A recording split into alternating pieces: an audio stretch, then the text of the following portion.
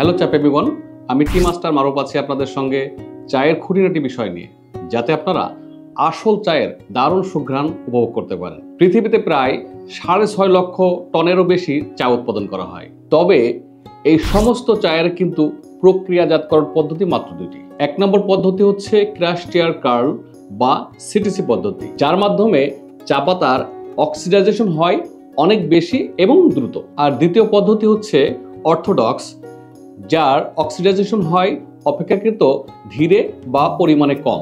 বেশি অক্সিডাইজেশন হয় বলে সিটিসি চায়ের অ্যারোমা এবং স্বাদ কড়া হয়ে থাকে এবং এটি দিয়ে আমাদের সবার প্রিয় দুধ চা তৈরি হয়। অন্যদিকে অর্থোডক্সের স্বাদ হয় হালকা এবং রিফ্রেশিং, যা শুধুমাত্র পানিতে মিশিয়ে পান করা হয়। সিটিসি এবং অর্থোডক্স কিন্তু একই গাছের তৈরি, শুধুমাত্র এদের প্রক্রিয়াজাতকরণ পদ্ধতি ভিন্ন। টি মাস্টারের কেবিন থেকে আজকে এই পর্যন্তই।